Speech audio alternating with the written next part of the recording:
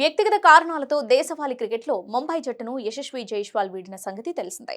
ఒక్కసారిగా అతడు ఈ నిర్ణయం తీసుకోవడంతో క్రికెట్ ప్రపంచం నివ్వెరపోయింది. ముంబై జట్టులో అదరగొట్టి టీమిండియాలో చోటు దక్కించుకున్నాడు జైస్వాల్. అయితే తాను ముంబైని వీడటానికి కారణమేంటో యశస్వి వెల్లడించాడు. గోవా నుంచి తనకు మంచి ఆఫర్ వచ్చిందని తెలిపాడు. టీమిండియా మ్యాచ్లు లేనప్పుడు దేశవాళీలో ఆడేందుకు ఎప్పుడూ సిద్ధంగా ఉంటానని పేర్కొన్నాడు. ఈ నిర్ణయం తీసుకోవడం చాలా కష్టంగా అనిపించింది. నేను ఇలా ఉండటానికి కారణం ముంబై. ఈ నగరమే నన్ను ఇలా మార్చింది. నా జీవితాంతం ముంబై క్రికెట్ అసోసియేషన్ కు రుణపడి ఉంటా. గోవా నాకు అద్భుతమైన అవకాశం ఇచ్చింది. నాయకత్వ పాత్ర పోషించాలని అడిగింది. అయితే ఎప్పటికీ నా తొలి ప్రాధాన్యం టీమిండియానే.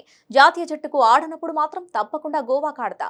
టోర్నీ ఆసాంతం ఆడేందుకు ప్రయత్నిస్తా. నాకు వచ్చిన ఛాన్స్ ను అందిపుచ్చుకోవడానికి ఎప్పుడూ ముందుంటా అని జైస్వాల్ వెల్లడించాడు. అయితే భారత క్రికెటర్లు దేశవాళీలో ఆడటాన్ని బీసీసీఐ తప్పనిసరి చేయడంతో ఈ ఏడాది జనవరి 23-25 వరకు జమ్మూ కాశ్మీర్తో జరిగిన రంజీ ట్రోఫీ మ్యాచ్లో ముంబై తరపున యశస్వి చివరిసారిగా బరిలో దిగాడు. ఈ మ్యాచ్లో ముంబై ఓడిపోగా యశస్వి వరుసగా 4-26 పరుగులు సాధించాడు. ఇక 2022-23 సీజన్కు ముందు అర్జున్ టెండూల్కర్, సిద్ధేష్ లాడ్ కూడా ముంబైని వీడి గోవా జట్టులో చేరారు.